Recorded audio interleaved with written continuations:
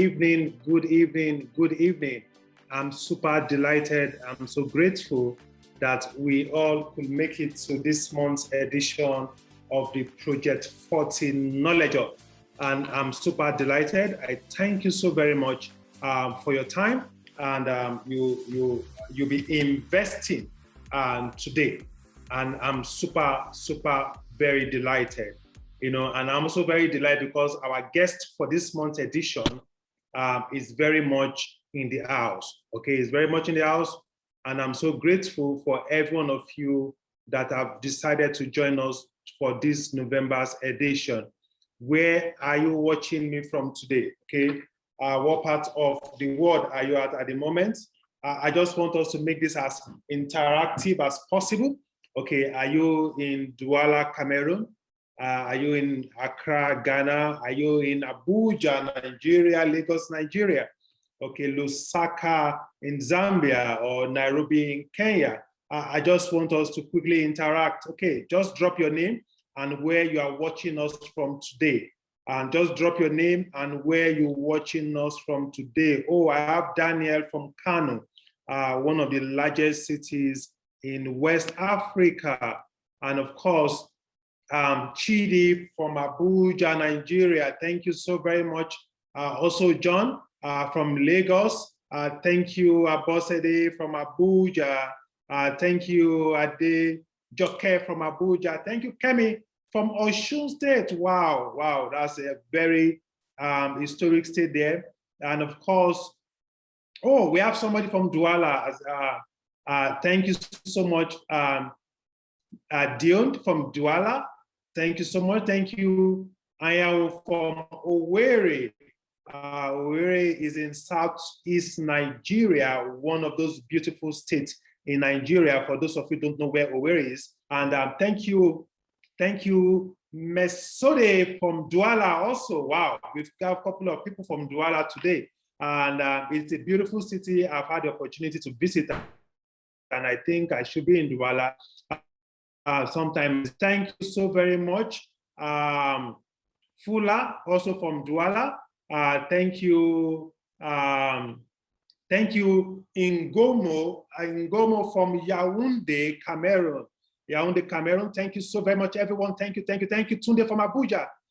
It feels so good to have you all. I'm super enriched. Is it the same enriched I know? The elevator expert. Okay, thank you for joining us from Abuja. Then Isaac also from Abuja. And of course, wow, I have Odla from Kaduna in northwestern part of Nigeria.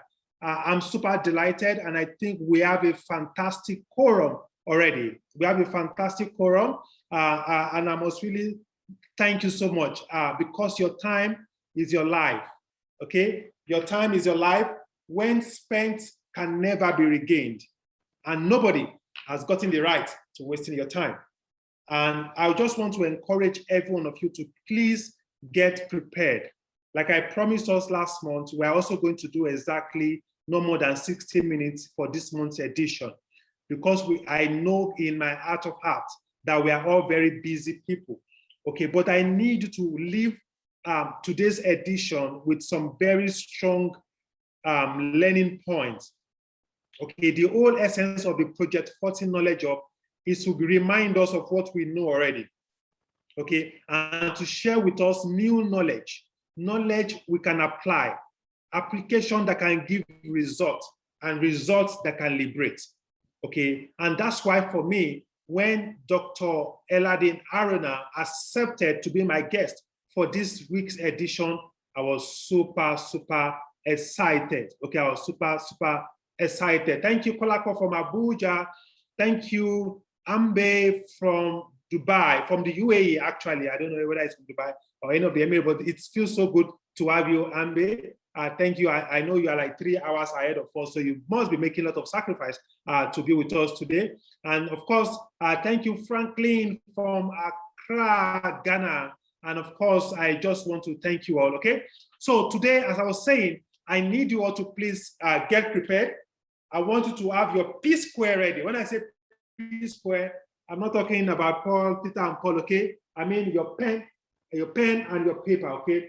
because I'm going to be doing a lot of jottings, okay, because 2021 is running so fast, okay, it's gradually drifting to the end of the year already. Okay, how have you, how has been your 2021? Okay, how well has it been for you? Okay, are you inspired? Are you motivated? Or you are so disappointed about your results so far in 2021? I just want to say this to you this evening. My motive is not to motivate you, because it takes you to motivate yourself. My motive is to tell you the truth. The truth is that 1 week well spent, 1 day well spent, we are even so lucky, we even say up to more than a month in 2021, well spent, can give you the productivity, okay, can give you the productivity of a whole year. So I just want to encourage you to let us work aggressively for us to end this year very, very, very strong, okay? Thank you, Baka, for joining us from Borno. Borno is one of those beautiful states in Nigeria. I still aspire so strongly to visit myself. Alexander Timothy, thank you so much from Abuja. Then thank you, Ladi Rosemary, also from Abuja, Nigeria. Thank you, Samuel, from the FCT. And of course, I just want to thank you all for showing up today, okay? So please, I want you to really, really, really take note. Thank you, Sadia, from Abuja also, okay? I just want to encourage every one of you to please take note as much as you can, okay? Take as much note as much as you can. And as Hyeladi, as I invite him to the virtual stage, okay? As I invite him to the virtual stage very shortly, I want you to listen to our guest very carefully, okay? He speaks so subtly that if you are not careful, you will miss out of the depth of his conversation with us. He's one of the most successful persons I know, but guess what? One of the most humble also. He understands the principle of human relations. And the knowledge we'll be sharing with you today are not the things he read up, okay? Are not the things he read on the Harvard Business Review and everything. Are things he's been able to apply over the years, and they've been able to generate results for him. Okay, because the aim of this month's edition of the Project 40 Knowledge Hub is to help us create a result that will help us remember 2021 for good.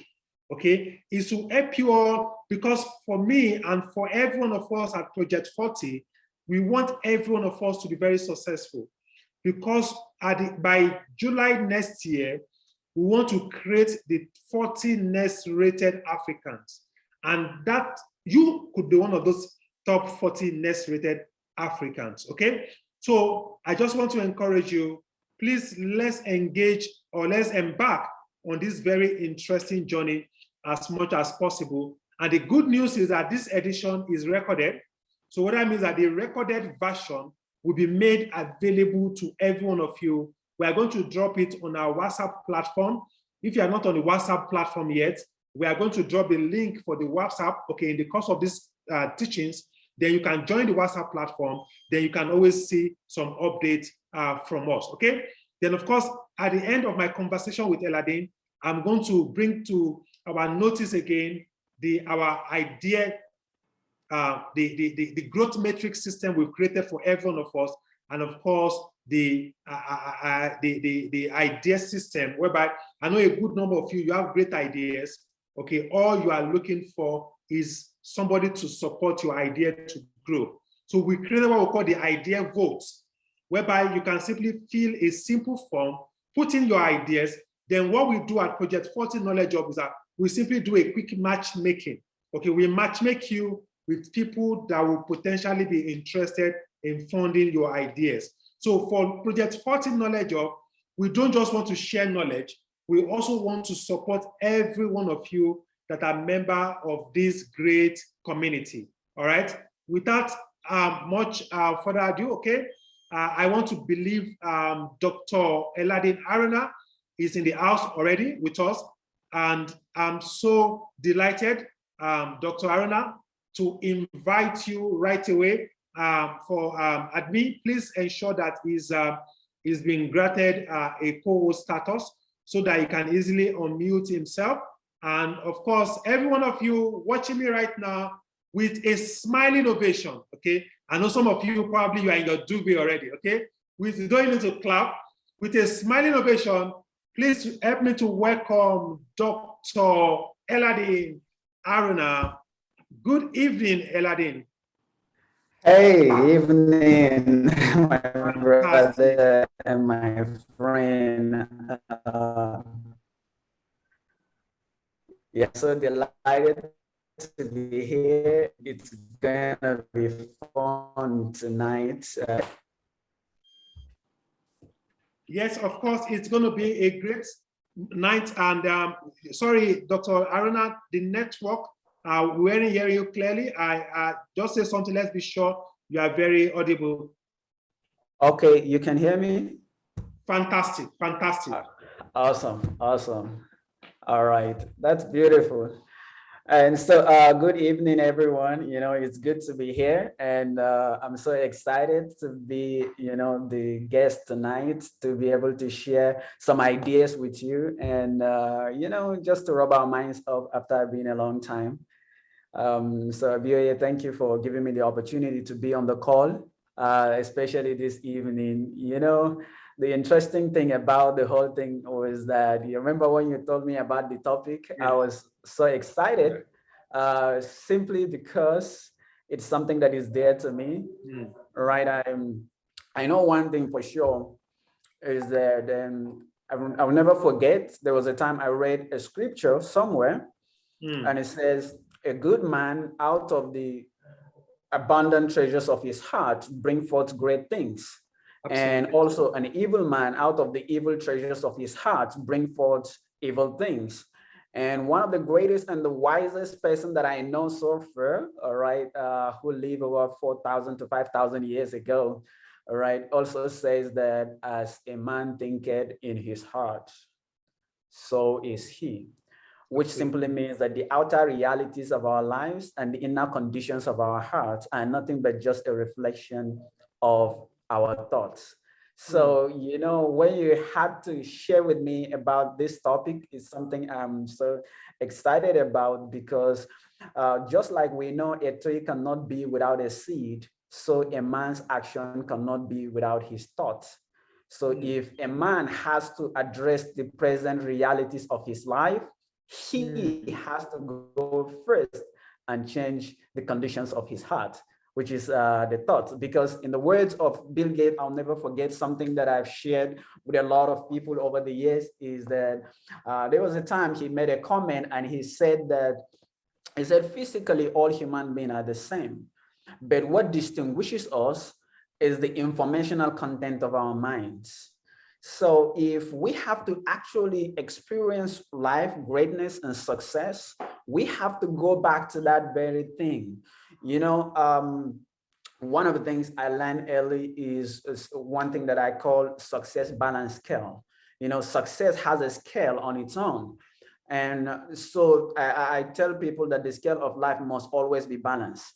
Before this time, I've always thought that if you want to be success, it's all about how hard you work, and you have to be very diligent, be very dedicated at what you do. You have to work very, very hard.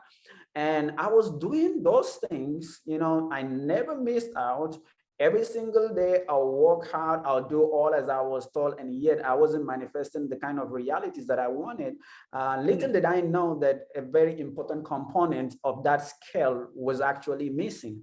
But when I found out those components of success balance scale, I began to see that I began to experience a tremendous change in my life. And the joyous thing about it is that now looking back, at the time, I was doing less and less, and I was experiencing more and more of the success than the opposite.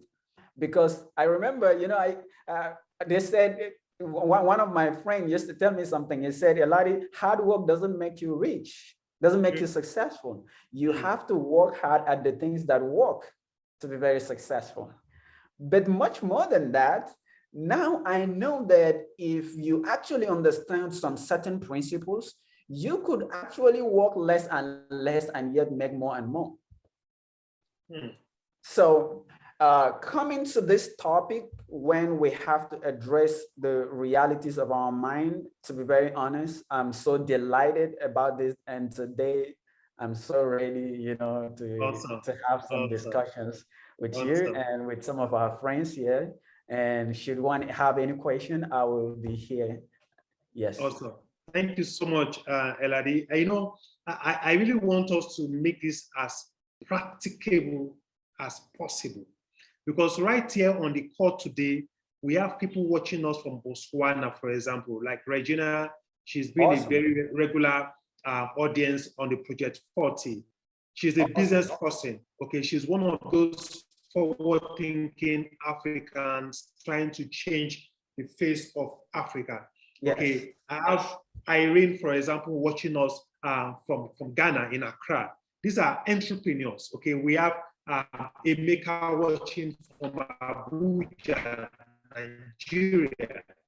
Okay, and of course, we have our friends in Cameroon joining us today. When I look at the beautiful community we are building, it gives me great hope for our dear continent of Africa. I was telling somebody the other day that for me, I don't think I can live outside of Africa. I just cannot function outside of Africa, And for we young Africans entrepreneurs and workplace professionals to achieve greatness and make our continent better, because it starts from every one of us individually, we need to work on our mind, our mindset, okay?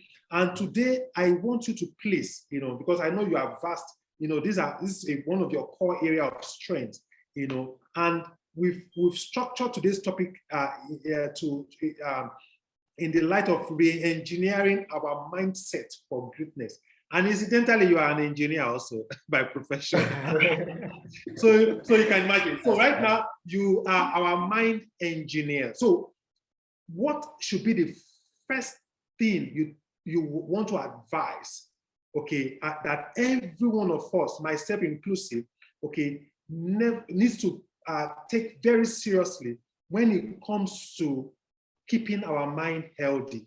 Because when the mind is not healthy, it becomes sick, and a sick mind is a dead body. Sure.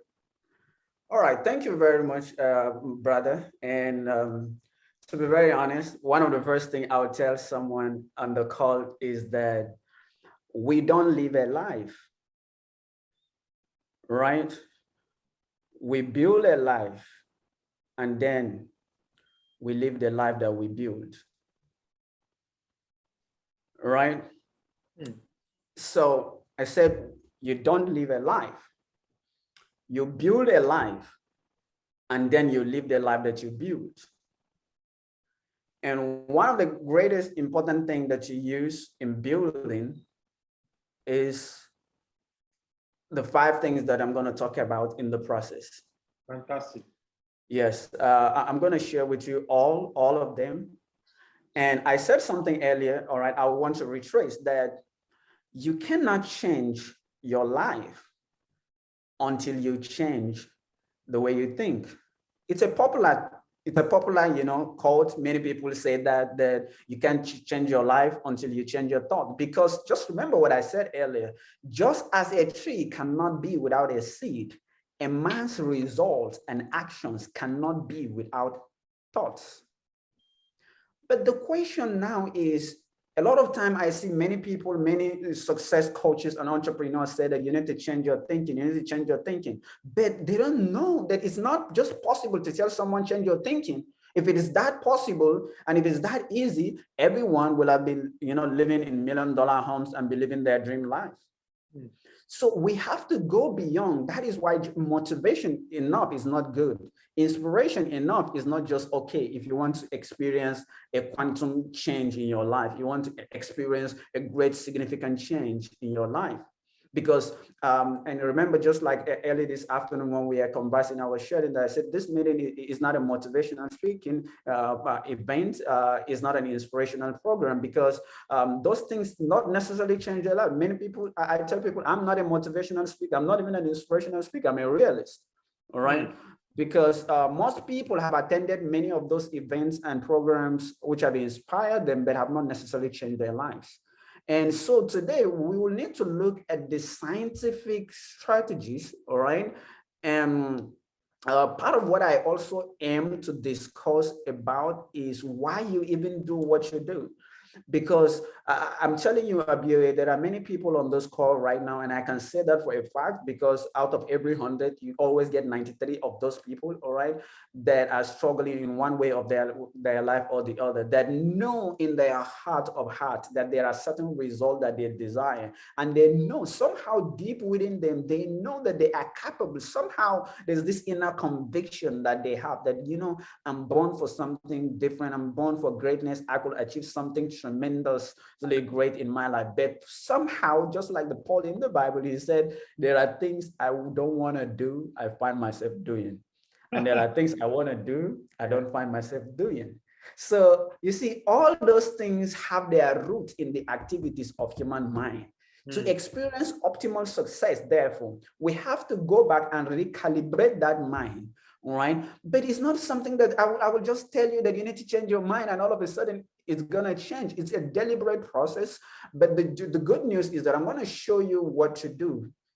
All right. I'm going to tell you what you need to do part-time in order to manifest that reality. I was there many times. All right. There were certain times in my life that I was struggling. You know, life was not, I consider it was not fair to me. And I will set out this goal. This is what I want to do. This is what I want to do, especially my New Year resolution. These are my plans. These are what I hope to do in the next 1 to 3 weeks. But guess what? 2 weeks into the year, I can't look at those things anymore.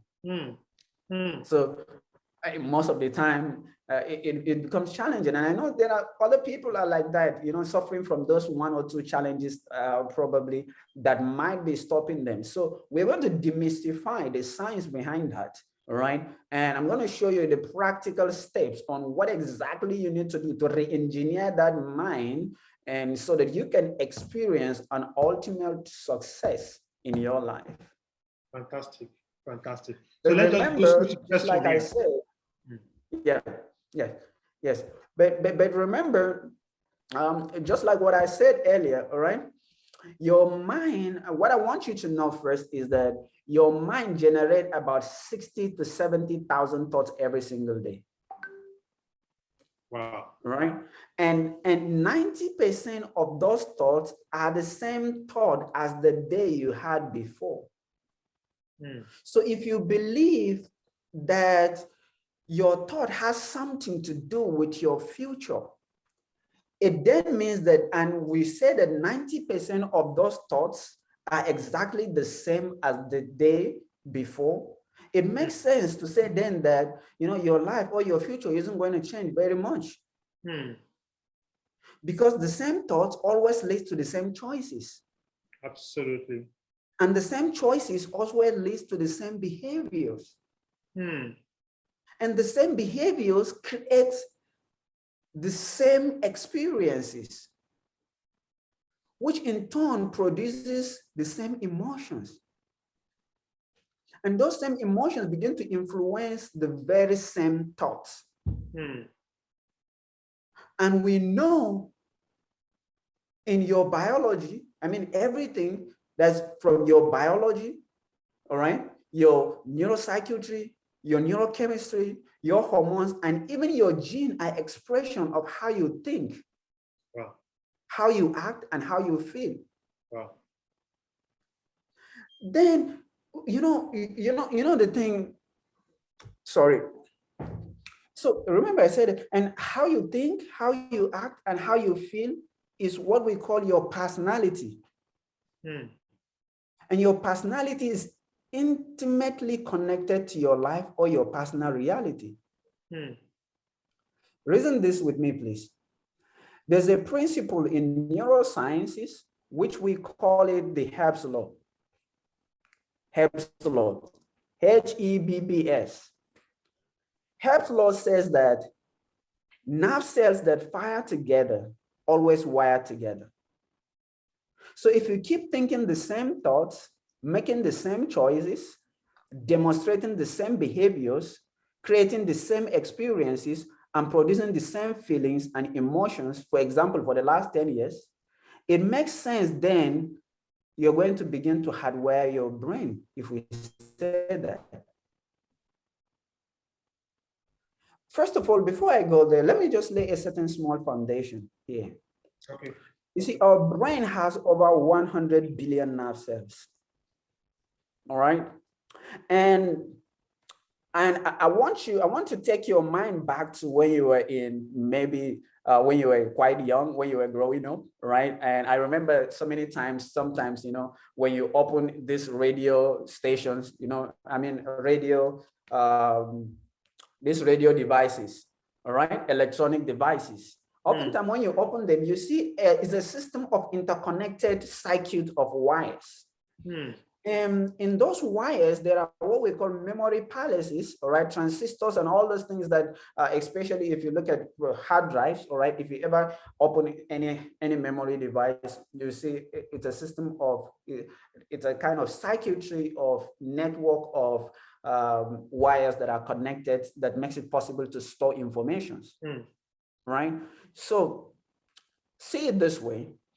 Now, your brain has well over 100 billion nerve cells, just as the same architecture, I mean, structure that is found in your radio electronic device. And so when you learn something, learning, I used to tell people, is that happens when one or two or three those neuron cells come together, all right? They connect together, they register an occurrence that happens in your life. So we can say that learning takes place. Learning is when there is more than one or two synaptic connections that happens in your brain. So anywhere you have 1, 2, 3, or 4 connections, we call it synapses in the brain.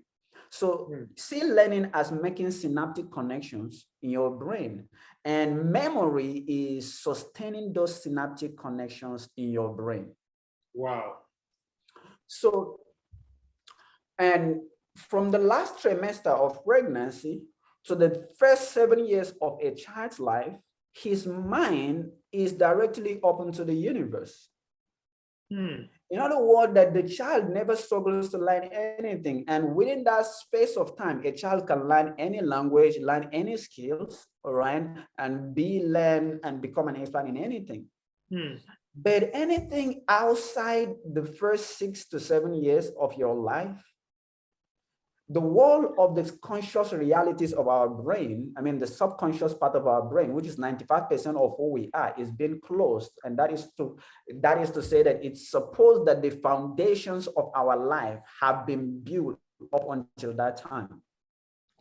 Is the program that we receive from the last trimester of pregnancy to the first 7 years of our life, from the foundation upon which our life is going to be built upon. So you tend to judge everything relative based on that, the foundation that you have, all right? And so what happened is that when these synaptic connections happen, chemicals are being secreted. And I want you to just think of when there's a spark, you connect positive wires and negative wires. What happened is that the byproduct, the end product, is a spark of light, right? So what happened is that when learning takes place, when an event happens and your brain is registered in your, I mean, when synaptic connections takes place in your brain tends to secrete a chemical hormones that causes you to feel a certain way. All right. Remember, I'm just trying to form a foundation because we are going back to the mind, why we even do what we do. How can we re-engineer the mind itself so that we can create another different realities? Because here is what I tell someone, that all knowledges cannot create new results. All way of doing things cannot create new results. And then you need to know why you even do what you do in the first place, because I can bet you that 99.9% of all of us at some junctions in our lives find ourselves doing things that we don't want to do. But somehow it's like we are being hardwired to do those things, even though we don't want to do them. So the only proof that we can change, and the only guarantee that we have to be able to change that outcome is to even understand how this thing even works in the first place. Very true. All right. Yes. So remember I said that anything after the first 7 years of your life, there are 3 to 4 different ways for which you, permanently be able to reprogram yourself. And of course, number one, we know is through repetition. All right, repetition. But before that, before the first 7 years of our lives, we came into this world with some basic fundamental agreements that our parents have agreed on our behalf. Like you don't, yes, like you don't, there are many things that they didn't consult you because you're not conscious enough to have make those choices for yourself. So someone had to make those agreements for you and have to make those choices for you. So then, and that's why whatever a child learned from the very first, that a child practiced within the very first 7 years of their lives, including the intonation,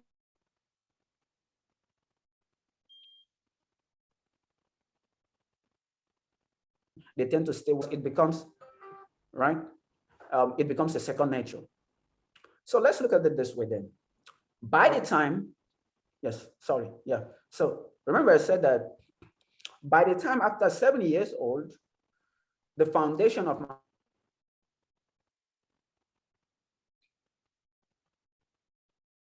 mind is already built, right? Sorry, yeah. The foundation of my mind is already built. And it's from that foundation, I will use that foundation to relate to the external world, to my outer world. So, and I want you to think of it this way, that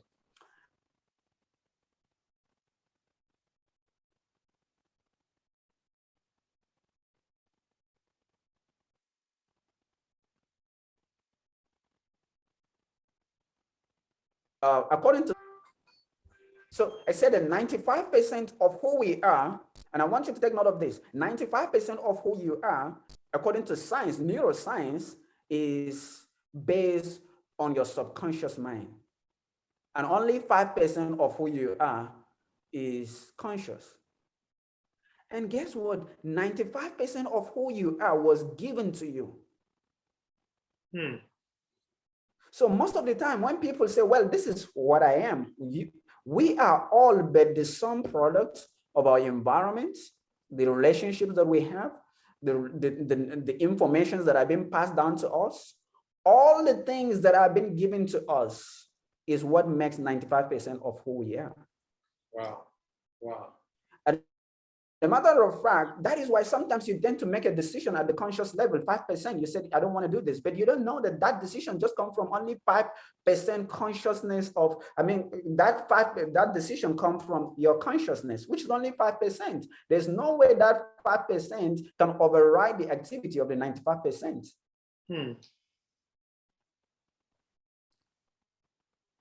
And remember, back to what I'm talking about earlier on, I said that when learning is making new synaptic connections in your brain. So every time you learn something new, synaptic, more than 1, 2, 3 synaptic connections happen in your brain, and a chemical component is being secreted in your body that causes you to feel a certain way.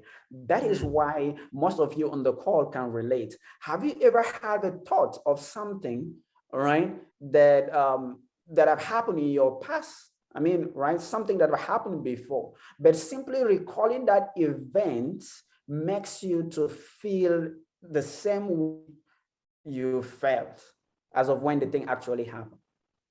And yes, and have you also ever, think about something that is actually yet to happen, but just by thinking about that, right, what happened? It causes you to feel as though the thing actually is happening.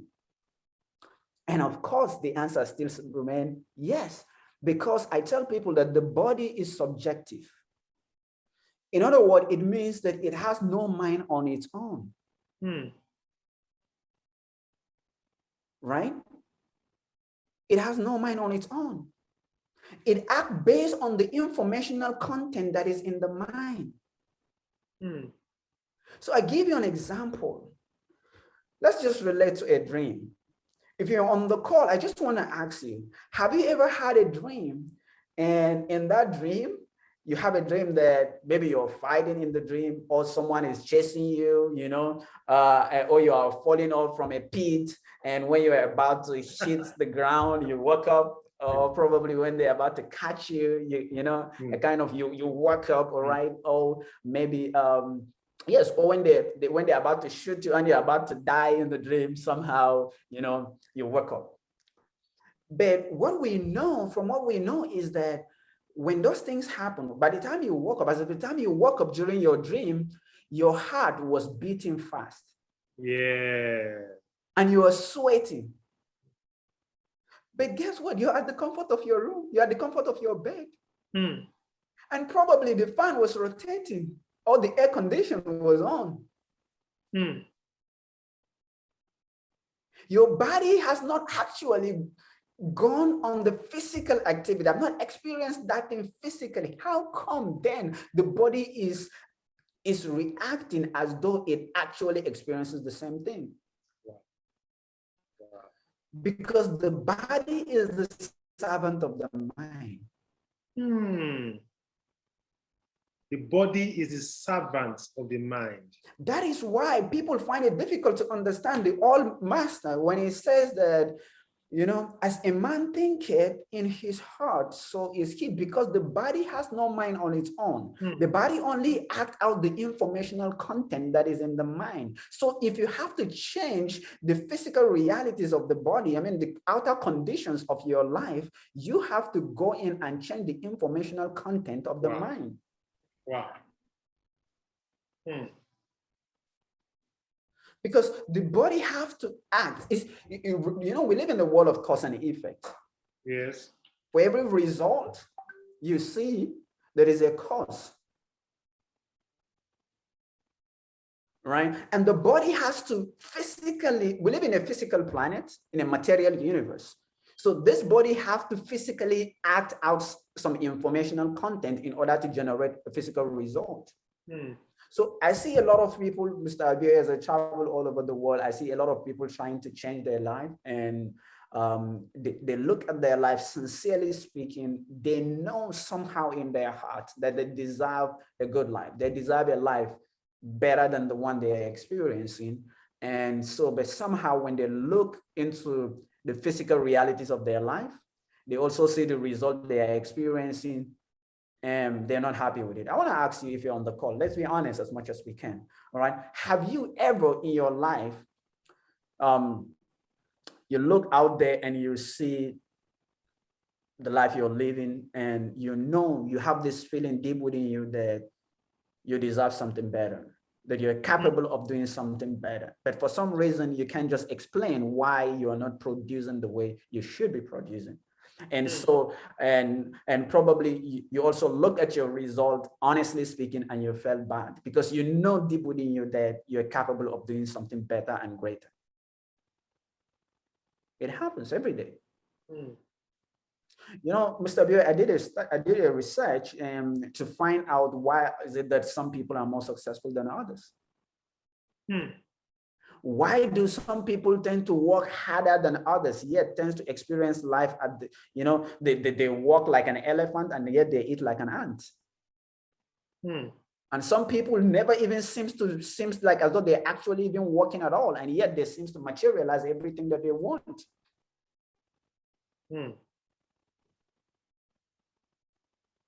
So I figured out some of those things, and part of that is some of the things that are going to form the foundation of our discussion this night.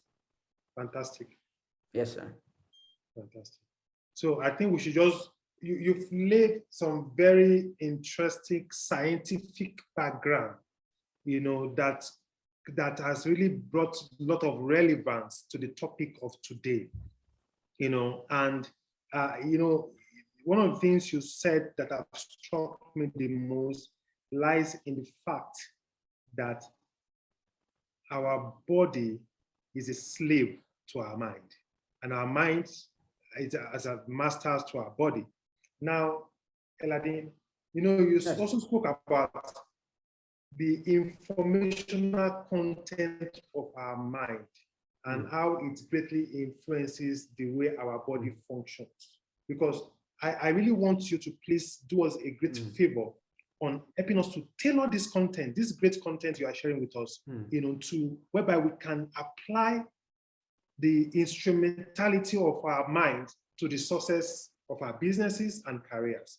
So whereby when, let's say when Ikena, for example, gets to office on Monday, people around him can just sense that something has changed about Ikena, okay? Or Ngomo gets to the office or to a business or his business on a Monday, people around can just know. It's like an aura that people can connect to, okay? And you spoke about sharing those 5 powerful tips with us, okay? I just cannot wait. So please, Elari, go straight to those 5 tips and let us feed from your palm.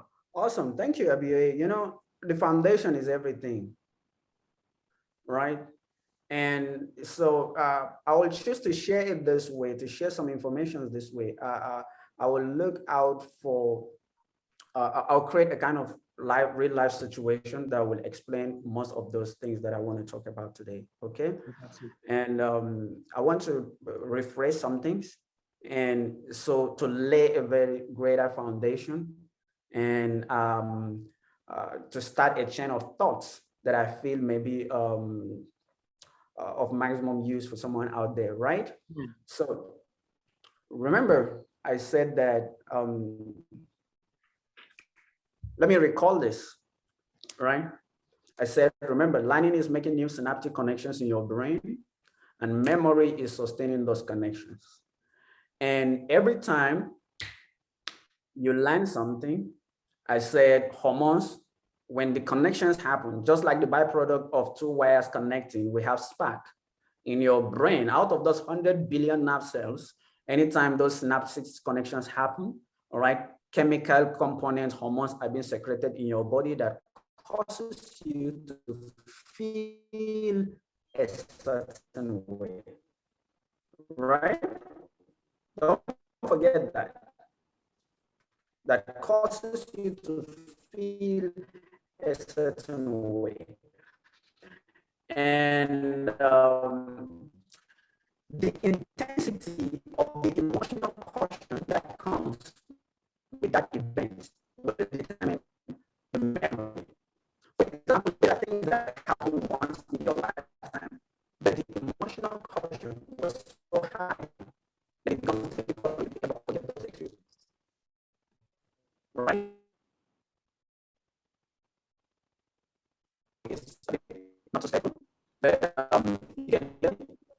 Sorry, Eladin, we're having some little network issues. Can you hear me? Can you hear me now? Sorry, Eladin, we're having some little network issues. Can you hear me? Yes. No, you are still breaking slightly. Okay. Are you there? You are still breaking slightly. Okay. We must defeat this network. I will reach the internet just now. This network must be defeated. Let me start speaking positivity. You speak it to reality. So the network, you cannot let us down tonight. Okay. Let me start speaking positivity. Yeah. You speak it to reality. So the network, you cannot let us down tonight. Okay, Ladin, can you hear me now? Clearly? Ladin, can you hear me now? Uh-oh.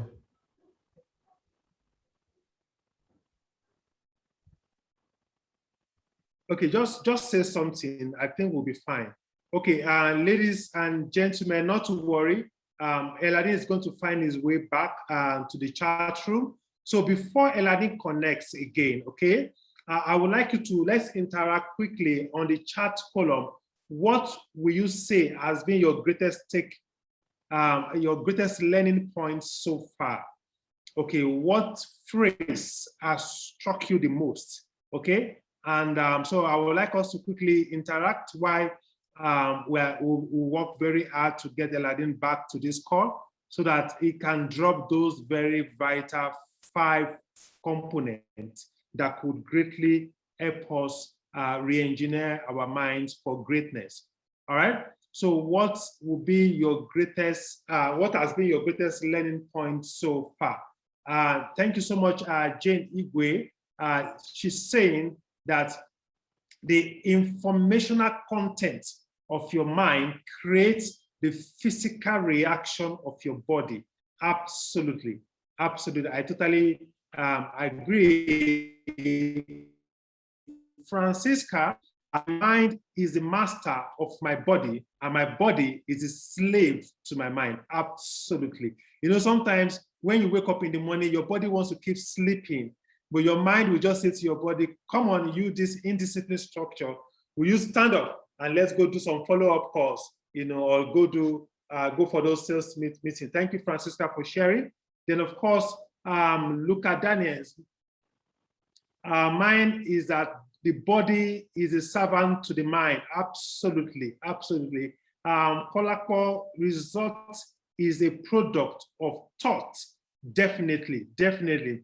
Then Baka Joseph, the body is a slave to the mind. I think that seems to be the popular so far today. Ngomo says the body is a servant to the mind. Absolutely. Then, of course, Adejoke Alabi, I understand now that I have to work on my kids' psyche before they turn 7. Thank you so very much, Adejoke, for bringing that up. I was also going to say that to every parent and all intending parents, that never joke with your children, for your kids, between their age, since once you give birth to them, between that day 1 to the first 7 years, those are the biggest formative years that you must not compromise. Then Mimi, if I could change the information content of my subconscious mind, I can be and do all I need to do and be. Definitely, definitely. And of course, then of course, Rabbi, my body is a slave to my mind. Yes, yes, yes, yes, yes. Adejoke Alabi again. Thinking of how I can leverage this on my older kids. Not to worry, it's never too late for anybody's mindset to change. It will interest you to know that at 25 years, I was 5 years, mindset was very poor. I thought all I needed was a certificate to be academically sound. I never knew there was more to success than that, okay? So no matter how old, anybody's mind can definitely be changed for good, okay? All right, then of course, Rabbi saying that work alone does not get you the desired success. Thank you, Chidi. Chidi, you cannot change your life until you change your thoughts. Then allow thoughts are living things. Very powerful, very profound. You know, thoughts are living. I always say to people that you attract what you think of. Okay, be careful about your thoughts. Then, of course, Rabbi, we as humans are same, but the information we have makes us different. Absolutely. You know, when I started building the informational content of my mind, my life started changing. Okay, Damilola, the body is a servant to the mind. Very good. You know, your minds are going to feel very powerful tonight, knowing that we honor, acknowledge the fact that our minds are the masters to our body. Then Ngomo again says our thoughts are a direct product of our mind, and whatever result we get physically is a product of our thought. I totally agree with you, Ngomo. Then, of course, Adejoke came back again that I even understand why we commit certain sins. Sins is vetted in the mind. That's very true. That's very true. That's very true. Okay, Adejoke is bringing some spiritual angle to this conversation. I totally agree with you. I love the way the trainer brings out the practical of the scripture. Absolutely. Then John, thank you, John, for joining today. All humans are same, but the informational content, absolutely. And Alicia says, I love the way Dr. Hyeladi bring out the the physicality of the scripture. Thank you, Francisca. I am where I am today because I attracted them with my thought. I totally agree. So we need to all work with our thought. And of course, Caesar, your thought is everything. We can achieve all things if we have the right thought and mindset, okay? If we have the right thought and mindset, absolutely, absolutely. So let's just give Hyeladi some little time to join. Then, of course, before Hyeladi join, I know if today it's your second or your third time on being on this Project 40 Knowledge Hub, I would like you to just digitally raise your hand. Okay, just raise your hand. If today is your second or your third time of experiencing this, okay, Naomi, yes, okay. And we again, that today is not your first time. Adejoke Alabi, oh, good. Rudney, and of course, oh, Regina, very good, fantastic. So I would like to call, okay, fantastic. Hyeladi is back. Before Hyeladi continues to complete his thoughts on re-engineering our mind for success, let me call on Regina from Botswana. If you can hear me clearly, I would like you to unmute yourself and just share in 60 seconds what has been your experience so far on being on the Project 40 call, and how has that really helped you in any way? Regina, quickly, please. Okay, thank you. Thank you so much, Mr. Abioye. It has been a very wonderful experience for me to be in this project. It's actually mind-blowing. It has really opened my mindset towards so many opportunities, and I've realized that I've been undermining myself. My mind has really, I can say it's been opened so much that I really didn't believe I could think this way. You know, when he talked today, I'm a teacher by profession, but I'm not teaching anymore. I'm doing network marketing full time. Okay. So when he actually talked about, you know, the mind, comparing the mind to where we are today and when we were 7 years old, I started thinking about psychology books, you know, when we learned about the development of a child, the different stages that psychologists have analyzed, and you know, that actually just refreshes you, and you start realizing that you are undermining or underusing your potential. You know, what you have in you, it's so big and it's so huge that when you analyze it and you make good use of it, you can do so many things. Very true. Yeah. Very true. Yeah. Very true. Thank you so much, Regina. Thank you so much for sharing some of your experience. And, you know, you are just spot on. You know, we do ourselves a great disservice when we undermine ourselves, when we belittle ourselves, when we feel, sometimes we are great already, we are successful, but guess what? We can become more successful if we keep building and expanding our mind to greatness. Thank you, Regina. So let me quickly go back to Dr. Hyeladi Haruna. Hyeladi, welcome back. You know, we all almost had a major heartbreak when you went off the call.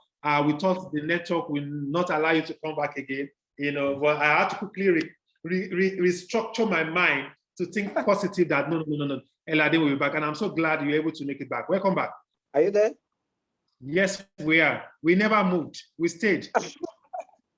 I apologize. I think this information that we're about to share might be useful to somebody out there. So the devil don't want somebody out there to have access to this information. So I know, devil, I know what you're trying to achieve, but that's not going to happen. We'll not allow you to win. Okay. Yes. So we will not allow the devil to win. To win in the game. Yes. Okay.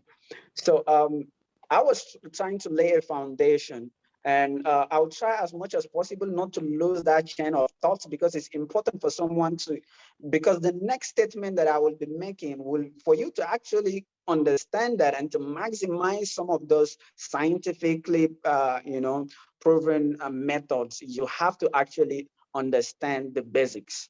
All right. And this will help you if you're on the call, if you've been struggling with any addiction, with any challenges, with some things that you've been struggling to change about yourself for a very long time. All right. I feel like this information will start a foundational change. And any results that you have, that the laws you practice that brought about the results you have, it's possible for you to repeat, replicate, and sustain that particular thing. Very true. But if you don't know the sciences and the laws that comes together to produce an outcome in your life, it becomes difficult for you to repeat that particular result, or rather to recreate another thing in your life. Right?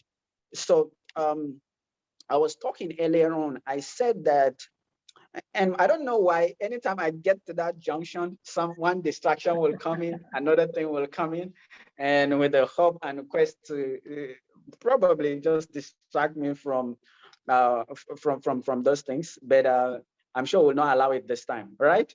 Sure. Yes. Okay. So I'm sure you're with me, all right? And so I said something earlier on. I said that from the last trimester, let me start the foundation now. Please don't lose the channel of thoughts, all right? If you're on the call, stay tuned, all right? Because this information is probably going to change your life. Now, I said that scientifically, it's been proven that, when we are born, we have over 100 billion nerve cells in our brain. And the only way we learn is that the brain tends to, I said that when we are learning, we are making synaptic connections in our brain, right, to register an event, and a hormone is being secreted in our system to cause us to feel a certain way. And the intensity of that emotional caution that comes with any event will determine whether or not that whether or not that connection will be sustained for a very longer time. So events that happens to come with a very high emotional caution tends to be stronger, tends to create a stronger bond between the nerve cells, which makes it very difficult for you to forget. For example, and where were you when you first had the date of someone that you love so much? You see, those events, because it comes with a very high emotional caution, it becomes difficult for you to forget them. Even though it's event that happened probably once, but the chemical hormone that are being secreted that causes the body to feel a certain way, there was so much rush into the system, so much so that it becomes possible for for that event to be reframed in our minds. But for some things, for event that doesn't have any high emotional cautions, oftentimes, sometimes, except from the first to the 7 years of our lives, just like I said, that we learn by default, all right? Our subconscious world is open to the universe where information just come in and get into our mind, which after 7 years, it closes, which means that the foundation of our life is being built. From there henceforth, we begin to see life, all right? And also, that's the foundation that also becomes very challenging. That's why in some families, you see their great-grandparents were poor. Their grandparents were poor. Their parents were poor, and they themselves cannot do it. And probably the same thing they may pass down to their children. They don't know, because when you are teaching, it's like you are transferring the neuropsychiatry, the neurological pathways of your brain, and you're transferring into a younger protege. So when you are giving instruction to a child, it simply means that it's like God give you a brand new paper and you are writing on the minds of that child. That is why people that come from one environment tend to behave a certain environment. People that have a belief about something, if you look at all your beliefs, all the things that you believe, some of the habits that you acquire is somehow traceable to your environment. For example, from where I came from a very far north in Borno State, and where we came from, there are certain animals that we don't eat. right? And I remember the first time I traveled out, and I was out of the shores of Nigeria, and I was presented with some food. I said, no, no, no, this food is haram. You know, you don't eat it, all right? And then these people are looking at me and saying, man, right? What's wrong with this guy?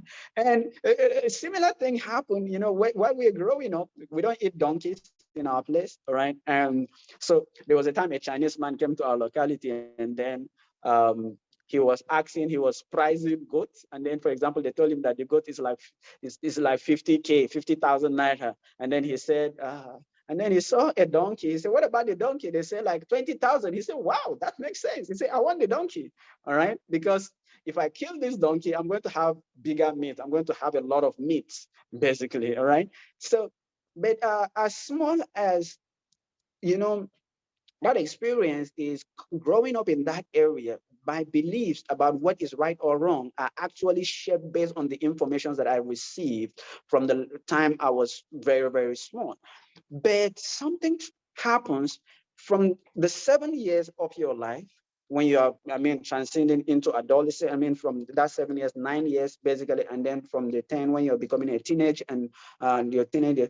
From that time, the only way you learn is by 4 to 5 different ways. Number one, through repetition, because it is believed that the foundation has been built and no foreign body should come into the system, because any foreign body that comes into the system is going to corrupt the system. And the best way I can explain to you, please pay attention, is if you understand the works of what will I call it now? I mean, what do you call it? Antibiotics in our body. You know, all the antibiotics that you take, those drugs that you take, they themselves, they don't actually kill the diseases and infections in your body. What they do is that in your DNA has records of everything about you from your generations gone past. It has a record of everything, everything about you. So when a foreign body comes into your system, it is the duty of white blood cell to fight those diseases and infections. So most of the time, when the foreign body that comes into the system tends to overpowers the activity of the white blood cell, that is when you tend to feel so sick. But when the white blood cell, the activity of the white blood cell tends to overpowers the activity of the foreign bodies, foreign agents that are coming into your system, then probably oftentimes you're still well. So this is why you take drugs. Every time you take a drug, you take it so that the drug will go and empowers the white blood cell in your body so that it can fight the foreign body. So the subconscious part of your mind is designed from the last trimester of pregnancy to the first 7 years of your life. And every information there forms the foundation and the base for which your life will be built. So every information that is contrary or that is not found between that very first 6 years of your life, the only way the body, can accept it is that information have to keep persisting, coming into the system after a given time. And that is to say that, and the more the information is keep persisting, I just want you to see it is like someone knocking at the door, pushing the door. Time will come where the door will be open and the information will slip in and then it closes. Once it closes, now, because 95% of your actions come from 95%, which is your subconscious mind, it means that thing has become automatic in your life. You do it even when you don't want to do it again. And for example, I tell someone that no one is born a smoker, no one is born a drunkard. We all started by trying. But the very first time you try, your brain associated that habit, that activity with either a kind of feeling, that empowers you, that makes you feel a certain way, and then you repeat it. But at that point, you are still doing it consciously. You're doing it at a conscious level. You can choose to and you can choose not to. But by the time that information is repeated for a consecutive period of at least 20 times to 30 to 40 times, now the body have learned it so much that the body has become the mind. So, now, even if you don't want to do it again, you find yourself doing it. Hmm. For example, think of the first time you were learning how to drive a car. You were cautious about everything that is coming around you because you are acting at the 5% consciousness level. Hmm. But because you frequently repeat that act, that information is being repeated over and over again, that is sink deep down and open the gate of your subconsciousness, the gate of the 95%. Once it's poured in that and the gate is closed, now you can even be talking on phone while you're driving, but what you couldn't have done in the beginning when you were learning to drive. Absolutely. Because the brain is lazy, it doesn't want to do so many other functions, so it finds a way to convert some of the things that you prioritize to make it permanent by converting that information to your subconsciousness. Hmm. And now here is the problem. That is why I used to tell people, do you know that you can cause sickness with your thoughts, and you can heal yourself? Because when well, I don't want to deviate. It's a deeper thing that I don't want us to go out of that. All right. Okay. But here is the thing, because the way you think causes your body to secrete a chemical which causes you to feel a certain way. All right. That way of feeling program your body in a certain way. Hmm. And to change, all right, to change, therefore, sorry, yes. So I said that,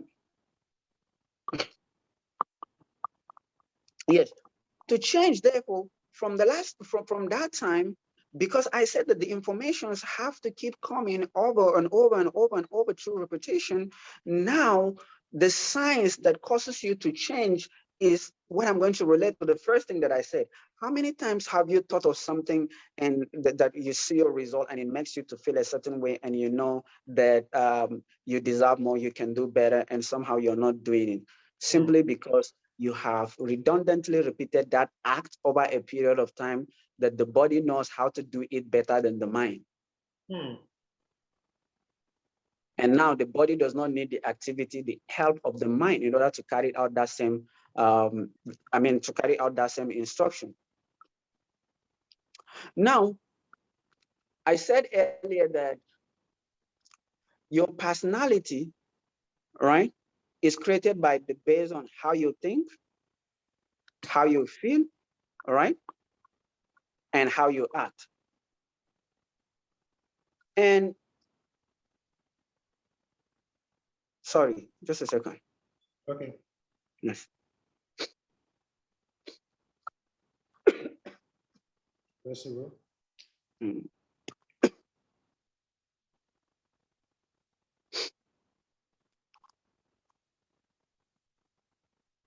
Okay. Sorry. Mm-mm.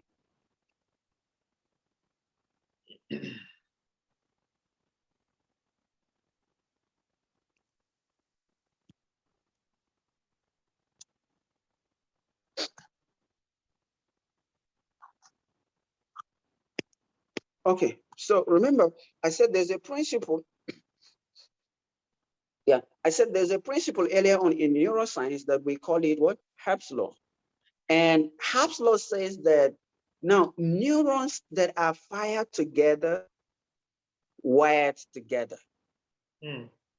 So every action that you keep repeating over time, it means you are firing those neurons together. Hmm. And the more you keep firing those neurons together, the more you wired yourself, the more they're being wired together.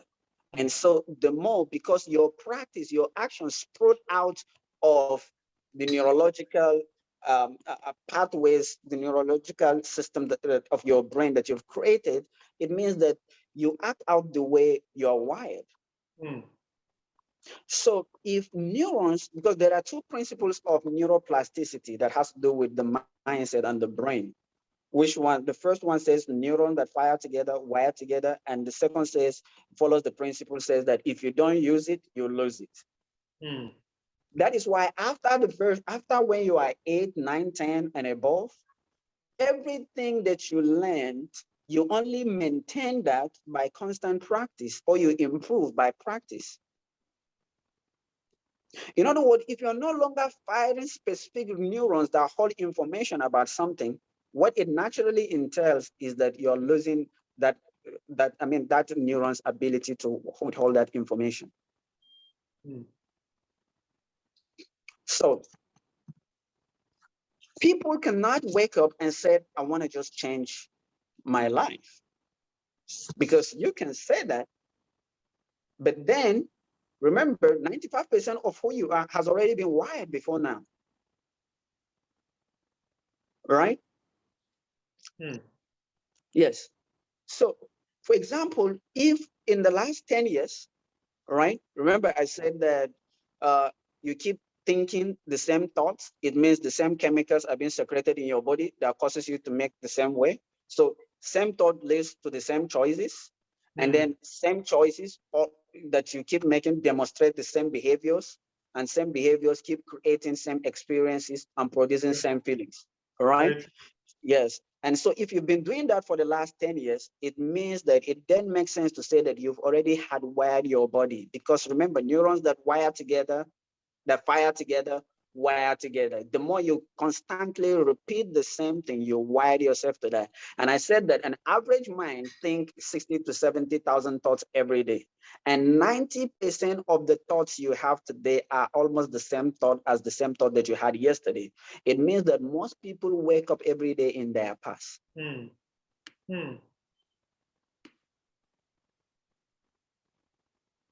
Because you're only 5% conscious. So by the time you're 35 years old, right, you become a very set of programs that becomes your personal identity. And I said at 35 years, all right, Max, most people, by the time they're 35, they become a set of memorized behaviors, unconscious emotional reactions, automatic habits, set of beliefs, perceptions, and functions, just like a computer program. That's how they begin to function. So now when a person decided to make a change and they are using the 5% of their conscious mind to go against what they have memorized subconsciously 95% of the time, they can think all that they want, but that thought will actually never make it past their brain into their body.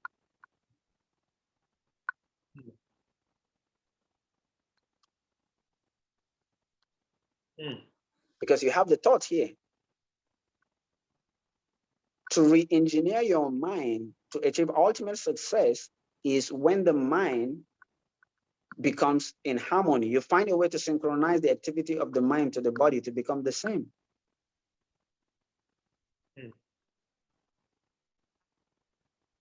Right?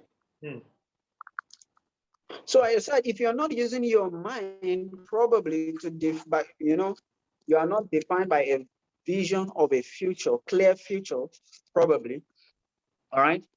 To create a new life, then you are left with the memories of the past. True. And then you become predictable in your actions. So what happened is that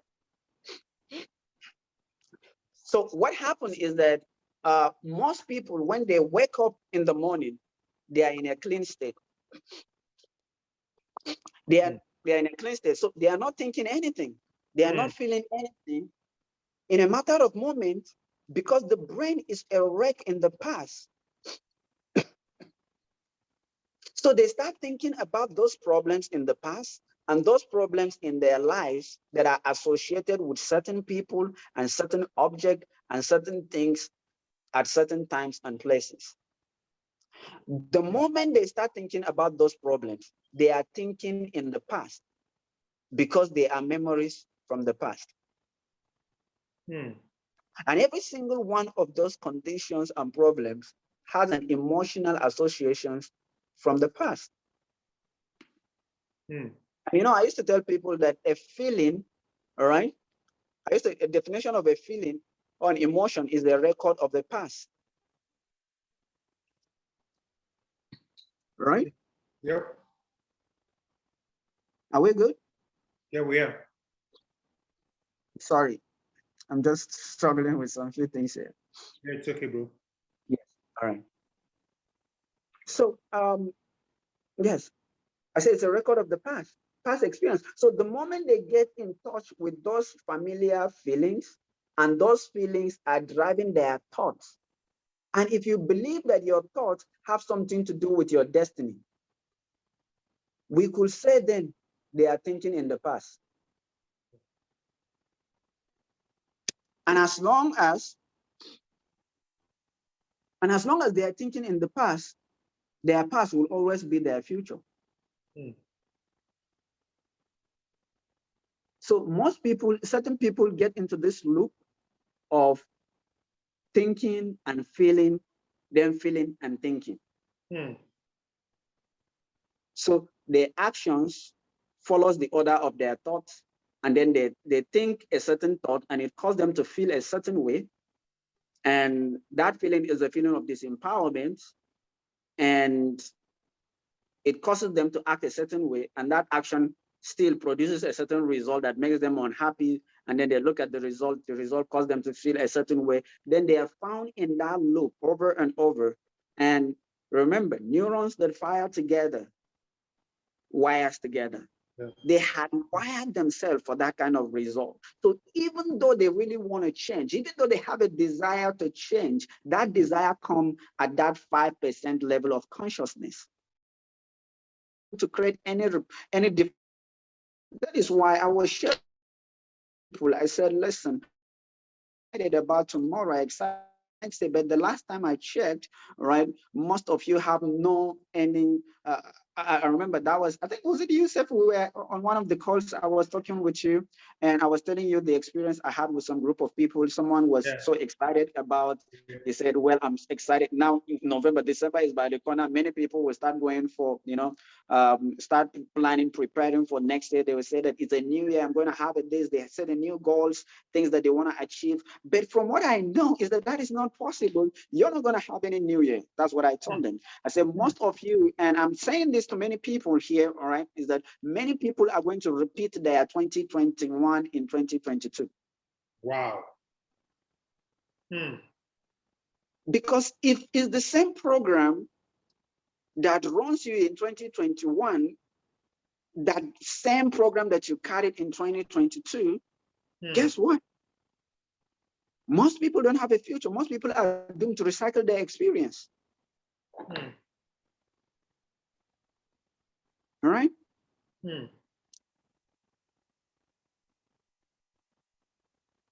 Absolutely.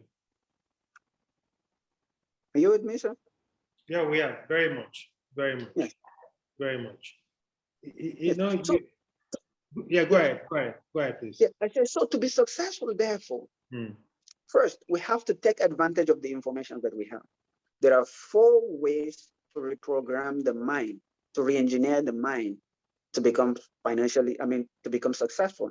So I just mentioned one, which I said number 1 was what? Was repetition. Right? Only repetitive information can drive out doubt. So you want to be successful, you have already programmed a certain way before now. And there are so many things that has been agreed, just like I said, on your behalf without your own permission, which in themselves, they are limiting factors to how far you can go. And now for the very first time in your life, you want to sit down and say, hey, you know what? I agree that 95% of what I think I am were things that were actually handed over to me. For the very first time, now I'm going to use the 5% consciousness and design the life that I want. And with the life that I want, I'm going to maximize the next 4 principles that Hyeladi is going to share with me and find a way to take those informations that are at the 5% consciousness level and drive it into my subconsciousness until I become that. And so that I can be able to live out that information and content in my mind.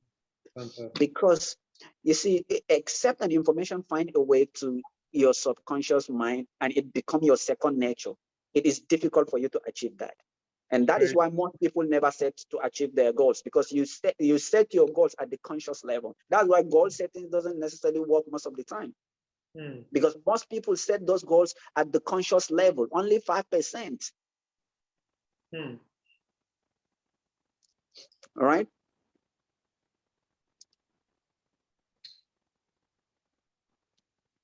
So number one, through repetition. All right. Number two, you want to do that, and I'll explain the number two. I'll tell you the number two by explaining it, by taking advantage of specific frequencies. Frequency, the brain operates in frequencies. All right. I'm sure most of us already know we have the alpha mode, the beta mode, the theta mode, all those modes of our brain.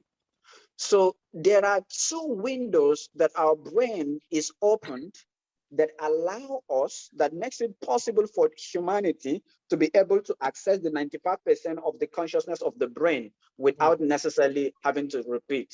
If you don't have a lot of time to have to achieve any certain result that you want, right?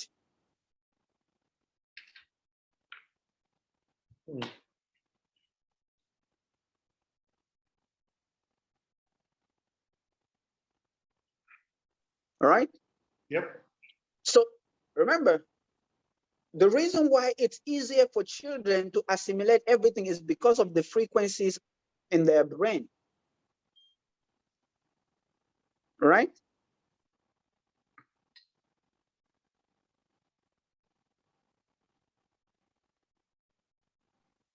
All right? Yep. Yes. So two times in our lives, the moment when you theta frequency is also fine. The moment when you're about to fall into a sleep, it's a kind of trance state of being. And the moment you just early wake up from your sleep. Now, have you ever probably while you're about to sleep, a TV is playing or a radio station is playing and you're about to fall into a sleep, but while you're about sleeping, it's like, even though you are not watching the movie or you're not, a kind of your brain kind of pick those informations and mix the informations that makes it look like a dream. That is why two of the most important things, that is why even in the scriptures, in the Bible, in the Quran, it says, talk about the two important things. It said, you must meditate on these things minimum day and night, just the hour before you sleep, right? And the hour when you're just about to wake up. So first, for me personally, Abioye, I realized that I came, growing up, I grew up with so many limiting beliefs that have stopped me from doing a lot of things. And those things have their roots in my deeply in my subconscious mind. And nobody believes you more than you sometimes. True. And oftentimes you talk to yourself more than anybody else did talk to yourself. So what I had to do with all the things that I want to change in my life, I use my personal voice to record it. Wow. And I make sure that I play it just before I sleep.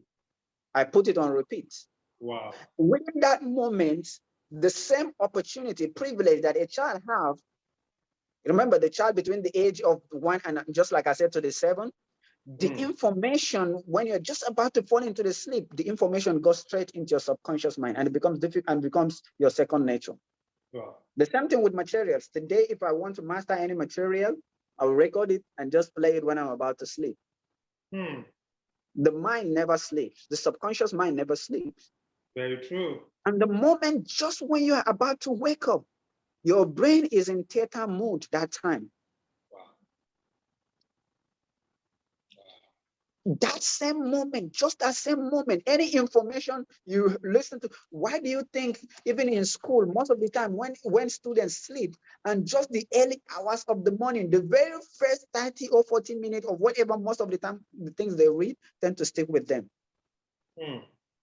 Because the brain at that time, the frequencies, the brain is operating at the theta frequency. So it becomes easy for information not to just come through repetitive, but to come direct to the subconscious mind. Therefore, reprogramming the mind for new possibilities.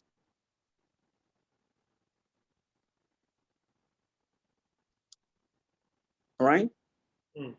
Another way to do that is through meditation. Meditation. If you want to, all those roots, those deep-rooted beliefs that are working against our ability to success. Because listen, folks, you know, you can do anything that you want to do. The only difference, just like what Bill Gates said, between him, me, you, and everybody, is and our ability to act out what we know. So sometimes you can possess the information, but to act it out is that all those generations, the ancestral programs will rise against you to make sure that you never practice what you know. Not because you don't want to, but simply because, you know, you cannot. And that's why I have a problem with sometimes people just making confessions, because you can't talk yourself out of what you have programmed yourself over the years into. So just like the way you are a sum of a total of the program that makes you, you have to unmake yourself by reprogramming yourself, re-engineering your mind. So meditation, what the meditation does for you is that, you know, one of the greatest men that I respect so much says that before you get there, before you go there, you have to get there in your mind first. You know, the building that we are all seated in right now, like your office, was finished in someone's mind first before it ever started. Sure. If someone had not seen it in their mind, it would have been difficult for you to be sitting where you're seated right now. Sure. But it's not enough that someone had it. Someone had to believe it, that yet it could be materialized. But in the process of believing, there are many things that will come up. Doubt will come in, fears will come in, a lot of things that will want to stop you. So the essence of the third state, which is the meditative state, the meditation, is that because, yes. Okay, someone was writing the vision, the mind's eye, all right? Yeah. Okay, yes. Okay, I want to tell you, well, it's not completely vision that is the eye of the mind, all right? Knowledge is the eye of the mind. I give an example sometimes before. I said, sight makes eye possible to see an object in the presence of light. Wow. Right? So just like sight, it's sight that is making you and I see it, or you see this room now, by the time I off that light, it will be dark. You will have the eyes, the devices will be here, but in the absence of light, sight is not possible. So also the same, you see, you may have the faculties of the mind could be there, but without knowledge, the mind is useless. Ooh la la. Because the mind does not think. The mind needs substance upon which it needs to think upon. So the mind needs knowledge. Knowledge is the eye of the mind. The mind sees clearly through in the eyes of knowledge. The more knowledge you have, the more it's possible for the mind to see more possibilities. In fact, it's only repetitive information, knowledge drives out doubt. So they say that without faith, it is impossible to please God. And faith comes by what? By hearing. Why hearing? Because when you're hearing, it means you're learning. Faith in God comes by hearing the things of God. The more you hear more things about God, the more you know more about God, the more you drive out doubt. So in business, likewise the same. The more you get more information about your business, the more you get more information about what you do, the more you learn more about what you do, the more your confidence increases. Absolutely. In fact, yes, and so the more you drive out doubt. So what meditation does for you, because the body is, I said earlier, is subjective. It doesn't know what is real and what is not real. You can, instead of dwelling based on the programs of the past, you can re-engineer the whole body to be incongruent, I mean, to be in harmony with the mind by simply projecting a kind of thought about the future, creating the ideal things that you want. And when you dwell on that, it becomes so much that the body becomes, I mean, the body begins to experience the information that you've already given it the program. All right? Are we good? Absolutely. Any question? Are we together? Yes, we are. You know, as you go ahead, Hyeladi, Yes. for our audience today, please, this is the time to start dropping your questions on the chat column. Okay, please start dropping your questions on the chat column as we drift gradually to the concluding moment of this month's edition. So, Dr. Hyeladi, please go ahead. Okay. So I said that there is a formula that we can apply, all right, that we can take advantage of to be, if we have to be greater, and if we have to maximize that life. And then it means that we have to find a way to be greater than our environment, all right, to be greater than our past, to be greater than the conditions of our lives. And we can only harness that through the meditative state. Meditation allows you to disconnect with, all right, meditation allows you to disconnect with your past experiences, with the conditions of your environment, with the conditions that are built around you.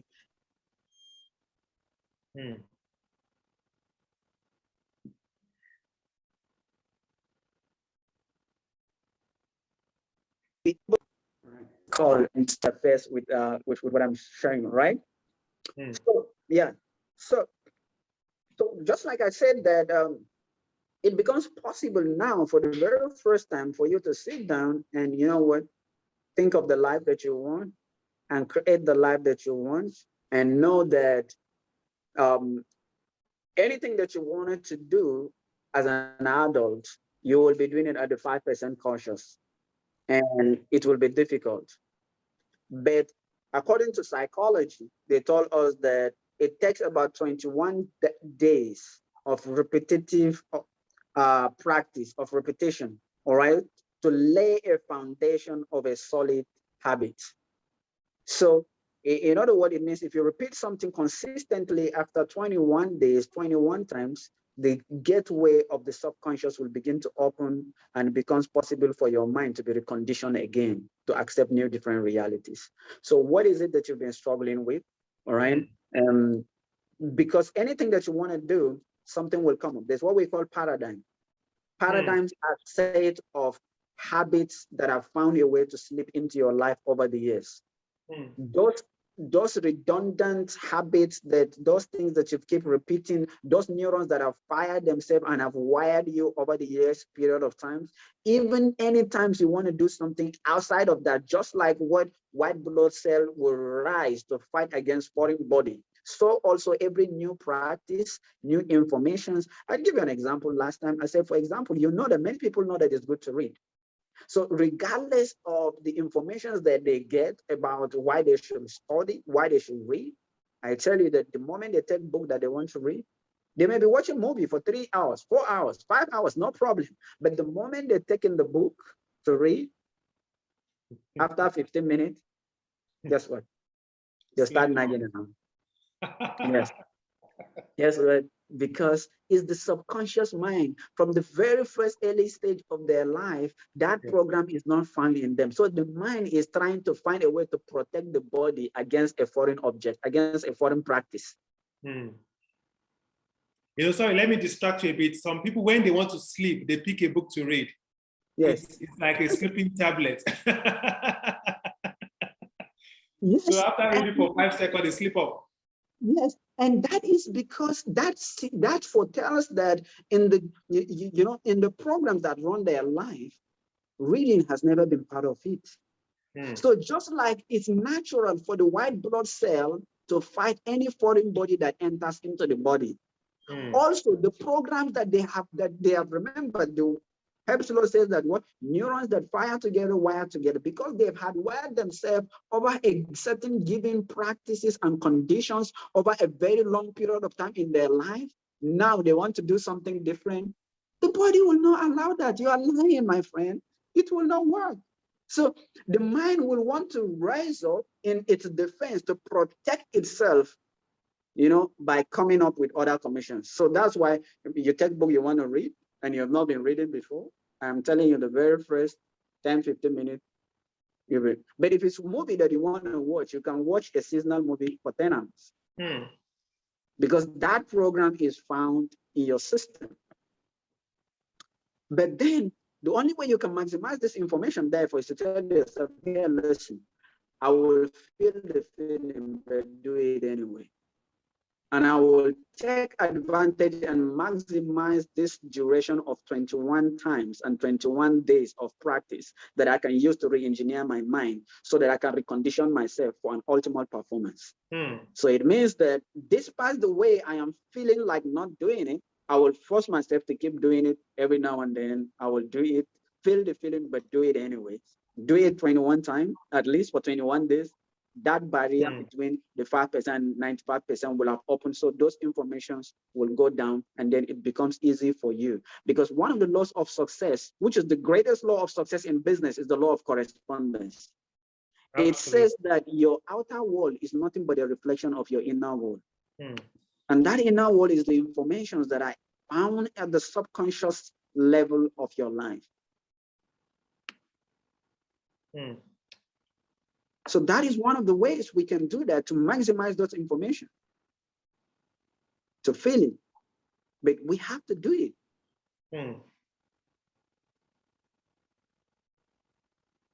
All right?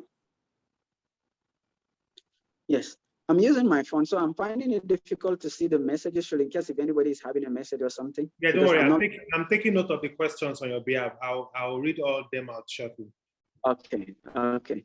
Maybe because of our time, there are just so plenty of the things that I'm even yet to start, but I know time will not allow us to communicate them. What we can do, Hyeladi, is that with your permission, we're going to do a second round of this.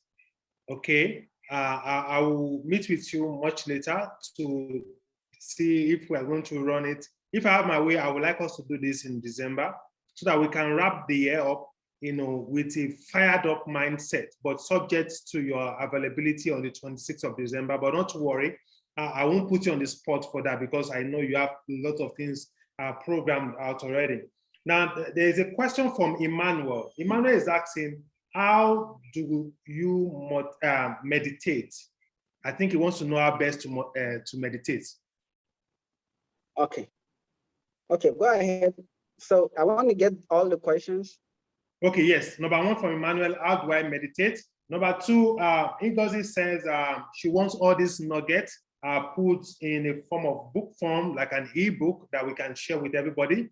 And I think the good news for Ngozi is that we have our team working on the back end as this live event is going on. They are taking careful notes and they are going to share a summary with every one of you. More reason why you should be on that WhatsApp platform, whereby we drop all these nuggets on that book, on that platform.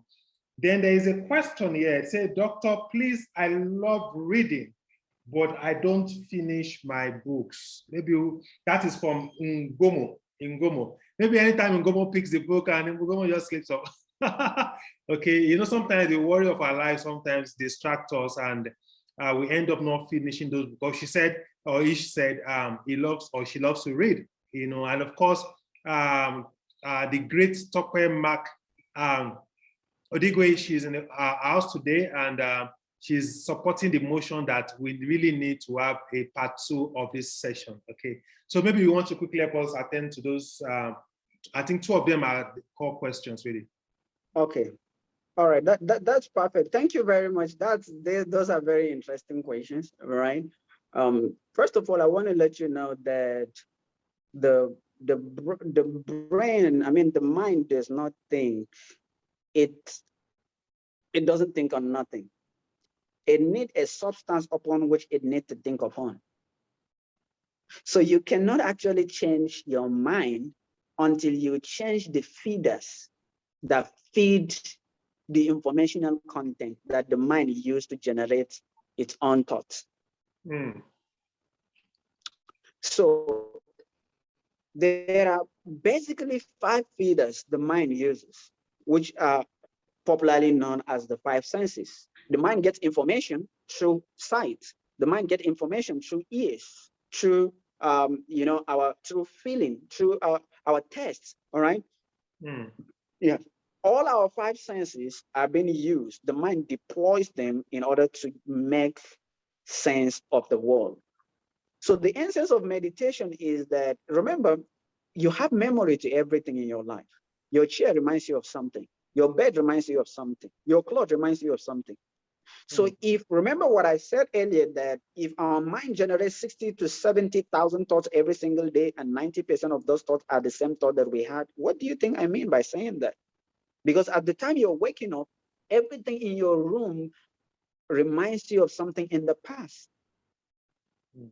And so if there is not any picture of a future that is different from what you've experienced in the past, it means your brain is hardwired to think in the past. So the first step of creation, therefore, is scientifically, it was discovered that if you can close your eyes, if you can limit the amount of sensory information that comes through your eyes, it becomes possible for the mind to easily be able to imagine and create. So the process of meditation requires that you find a very comfortable position at a very comfortable time, right? And it's just all about being about mindfulness. Meditation is about mindfulness. You know, finding that unique spot time that you can be able to first think through your life, right? There are different levels of meditation, by the way, all right? But just for the basics, all right? And that's what I'm just trying to share. Finding a time whereby you can sit down and close your mind, close your eyes to find a way to dissociate yourself with all the challenges, conditions, realities of your life so that you can be able to create an ideal future that you want. And you can also take advantage of the fact that since the body doesn't know what is real and what is unreal, then it means by just even having being in an imaginative state of the ideal future, the body tends to be conditioned, secrete the same chemical as if the thing actually happened, thereby conditioning, re-engineering your body to live in accordance and in congruence and in harmony to your future. So making it possible for you to be able to achieve that desired future that you want. So meditation entails that probably you find a time, is on a long time, mostly at the basic level, right? There are different levels of meditation, transcendental meditation. There are just different levels, all right? But for the purpose of this, let's start with that. Find a quiet time, a time that you will be all by yourself. Start by having a mental reflection, all right? Taking an account and reflecting and creating, right? So with that, I think it may not be bad. And I will send a link to Mr. Abioye, all right? So Doctor, I will send you a link, and then probably maybe you will share with those people on the group that will teach them about meditation, all right? Fantastic. Thank you so much for that. Yes. Yes. And the second thing that you said was a kind of question or something? Yes, that that's from Ngomo. That yes. She I think Ngomo okay, is a lady reading. that she loves to read, yes. but she doesn't typically finish her books. Yes. Remember, we just used that reading as an instance.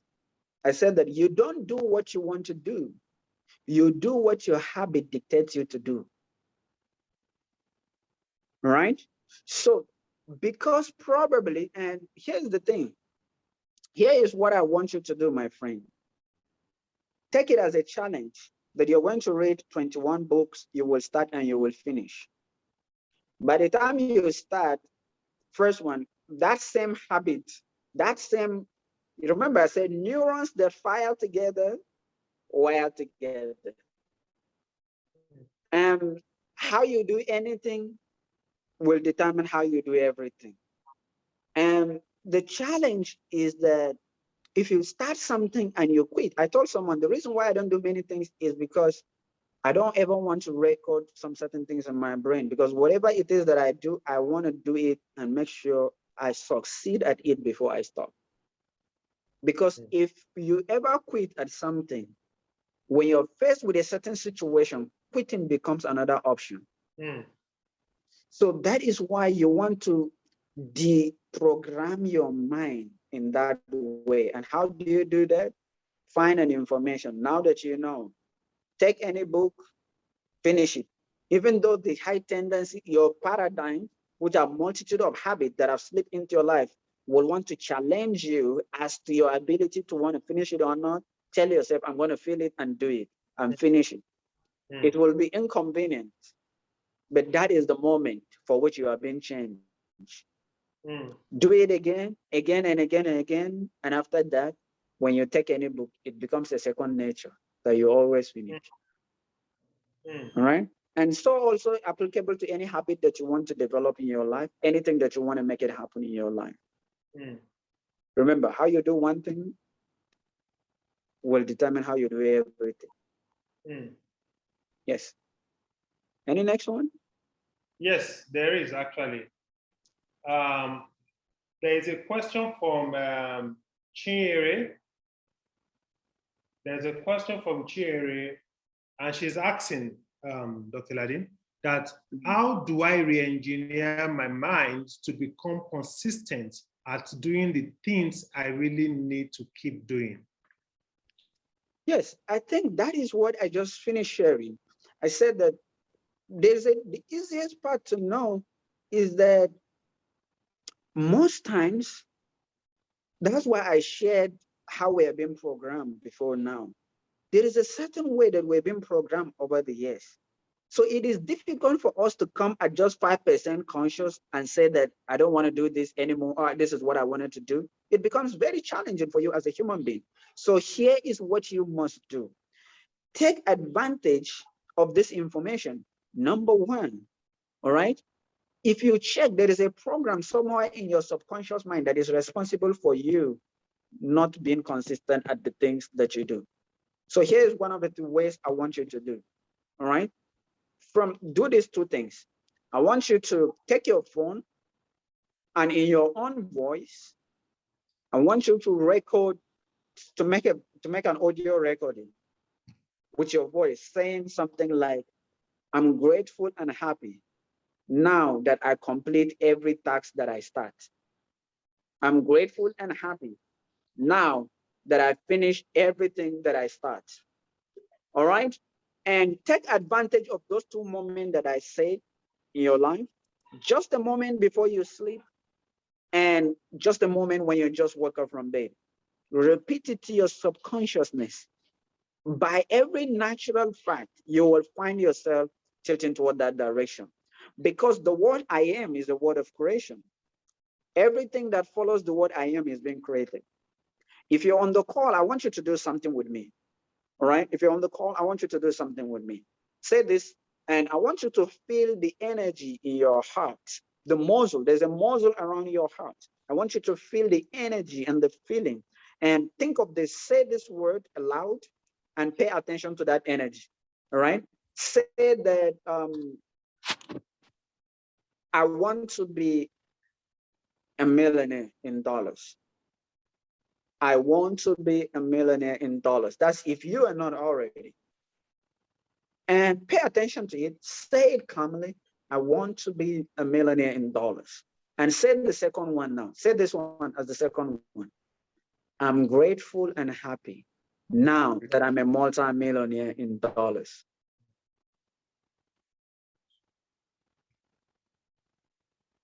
If you say that, pay attention to that muscle in your heart. How do you feel? What kind of feeling did your heart generate? Because in the realm of the absolute, everything exists. And when you speak it, you make it happen. So that is the use of the specific frequencies that I talk about, utilizing and hacking through the the theta frequencies.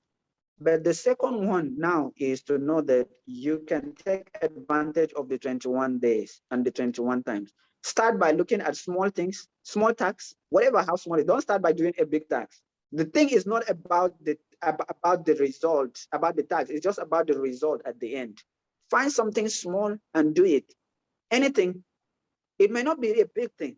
and gradually grow toward that direction, but consistently. Now that you know that the old you will wake up to fight the new you that want to do something different, because the actions is not found in the old you. So to create the new you, the old you have to fight to give the new you have to fight the old you for the old you to give way to the new you. So the only way it's going to do that through repetition. Repeat it and also use the specific frequencies. Yes. Powerful, powerful. As everyone listening to us right now, there is a book I just dropped on the chat. It's a very interesting title. It's How to Read a Book. All right. The title of the book is How to Read a Book, okay, by Mortimer J. Adler and Charles Van Doren. All right. It's a book I would like you all to look for as part of your 21 books we all need to look for and read and finish.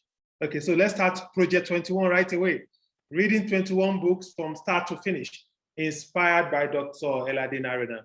Because this meeting becomes very useless if we don't see the results.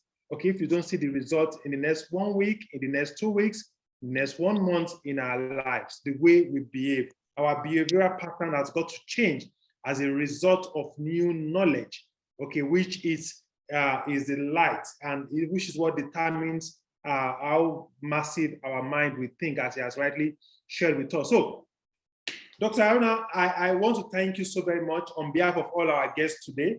We were about 90 of us started this Zoom today, and it's so powerful that we still have as much as 64 people, 64 of us left on this call. It really shows of how impactful your content has been. So I would like you to just give a quick summary and advice in your summary, because I'm very particular about the growth of the businesses of each and every. Quick high-level summary of all the content we've had today, and also give that young entrepreneur listening to you right now an advice that will change his or her life forever. Thank you, Doctor. Thank you, Dr. Abioye. If I would say everything at all, is that there are no differences in people. There are only differences in the level of their mind. And the word mindset has to do with the level to which you have accepted and set your mind as the basis for reality. So you experience your life based on the level of your mindset.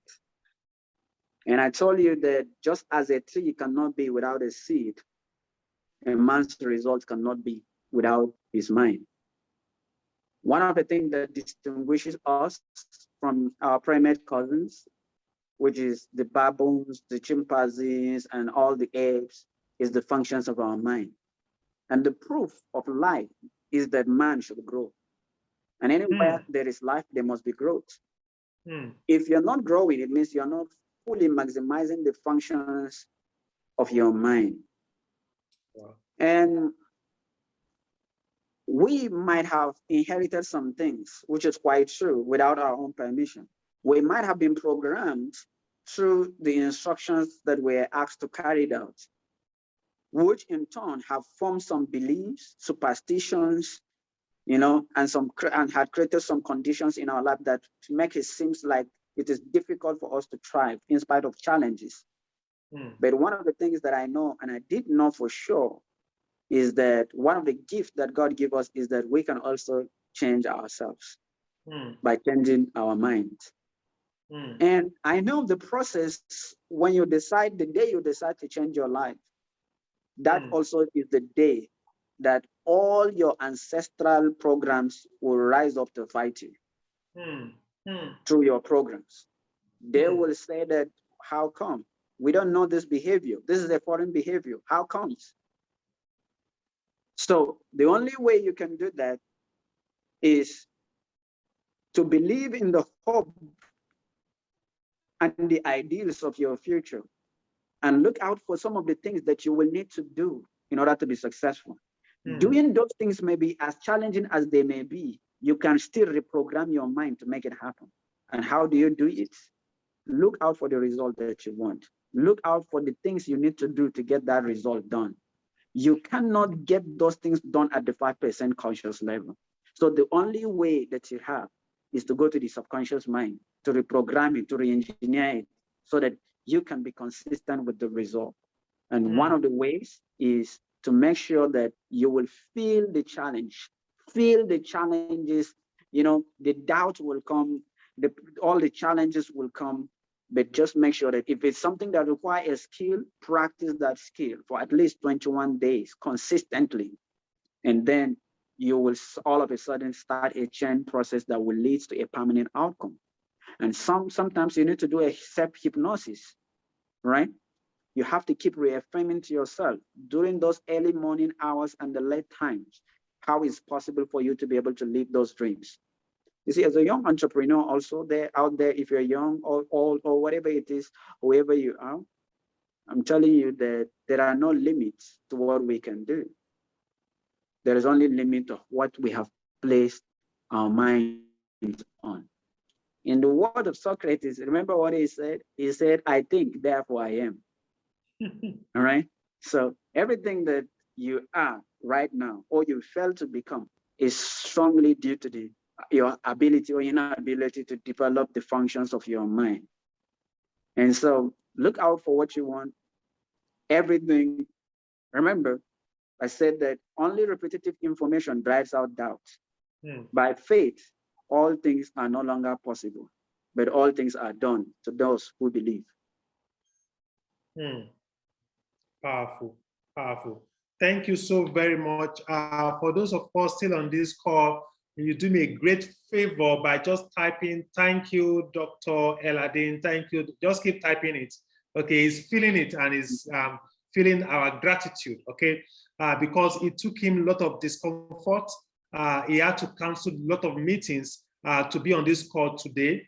You know, if I wish I could just reveal to you how much he charges per hour, you know, to have such a session, you know, and that's one of the beauty that we have when we belong into this very kind of unique community where we can leverage ourselves positively. And I'm so glad that Dr. Hyeladi has really shared so much with us today. And Dr. Hyeladi, with your permission, because I really want all our guests within the Project 40 Up to also connect with you on social media, okay? And I would like you to please kindly share your Instagram handle so that they can follow you. And of course, the conversation can even continue our platform today. Awesome, thank you. Yes, we can connect, and I'm on Hyeladi Haruna. That's my Instagram, Hyeladi Haruna. All right. You get there. There are so many informations, and especially very soon, I can't wait for some of the nuggets that we'll be sharing for a lot of people that I feel will be of help, especially for an entrepreneur out there. Yes, thank you, Chinyere. All right, thank you so much. I see that she's able to type Hyeladi there for me. All right, Hyeladi Haruna, and I hope to connect with you, and I hope to be in your space to find any little way I can be of any help to you at a personal level or at a business level to see how we can help each other to take our business to the next level. But guess what? There is no limit to what you can be, have, do, or get it in this life. The only limit is the one you place in your mind. Remember, all things are no longer possible, but all things are done. That's the highest level of faith. Yeah. It's not to even think of a possibility, because to think something is possible is to leave things to an uncertain reality of nature. Possibility allow room for uncertain nature of reality. All things are done because you believe. Let's get it done. Let's go. Oh yes, all things are done. You know, we have moved to the next realm, to an higher realm this evening. And thank you, Hyeladi, for inspiring us to greatness and sharing with us how we can re-engineer our minds to greatness. And I will also drop his Instagram and other social media handle on the WhatsApp group too, for some of us that might not be able to pick this. And of course, we'll also drop the recording of this link, of this edition. It's been one of our most powerful editions. And of course, and I'm so delighted we'll be having a second round of this. And I'm going to communicate to you which of the months we are going to have this. If it's going to be in December, I'll be super delighted, so that we can all step into 2022, with some unusual positive energy, drive, and behavior towards productivity and greatness. All right. So that simply marks the end of our edition for this month. Okay. Thank you so very much, Dr. Hyeladi and Haruna, for gracing this occasion for us today. Thank you for speaking from your hearts. Thank you for not holding back. Thank you for leaving us tonight with that body of knowledge that we all commit to applying and practicing towards ensuring that we take our businesses and careers to the next level. Just quick announcement before we end the call for today. At Project 40, for those of you joining us for the first time, the whole idea of Project 40 is for us to inspire new generation of young entrepreneurs in Africa. Okay, and I'm so glad that this month's edition, we have some fantastic guests joining us from Nigeria, from Cameroon, from Ghana, from Botswana, from Kenya, from even some of our friends from the UAE joining us, and different parts of Africa. Okay, and this series is going to run every month, every 26th of every month. So if you find this edition very useful, please join us 26th of December. We are going to have another powerful edition, okay? And of course, please don't just join with your friends, with your team members, and let us learn together. Okay, this is not a selling platform, but a knowledge-driven platform, because we believe with the right knowledge, our businesses will inevitably rise and grow. All right, and there are two unique systems and platforms that we've built into this Project 40 I really want every one of you to please take advantage of. Number one is the idea vote. We have what we call the idea vote, and it is something I really want every one of you to please take advantage of. What idea do you have that you want to duralize? What ideas do you have that you want to take to the next level? Probably you need some level of financing. We are going to drop a link to the idea vote. Just simply click on that link, type in your ideas, okay? Type in how much you need for that idea. And of course, we are going to make you with some investors that will be talking to you in taking that advice, that idea of yours to the next level. So take advantage of that. We're going to drop it on the WhatsApp group very shortly. Then also we have what we call the growth matrix. The growth matrix is, we want to be your accountability partner, okay? We want, the growth matrix simply helps you to monitor your growth from where you are now till where we want you to be by ending of June 2022. Okay, now for every one of us that have been able to grow, okay, from where you are to an higher level, we are going to pick the top 40 members of this community that have grown in their businesses and careers, and they will be awarded. Okay, you are going to receive a special recognition for, and what makes you, or what creates that growth, what are the yardsticks we are going to use to determine your growth. Number one, your finances. It's very key. How well you have grown, okay, financially.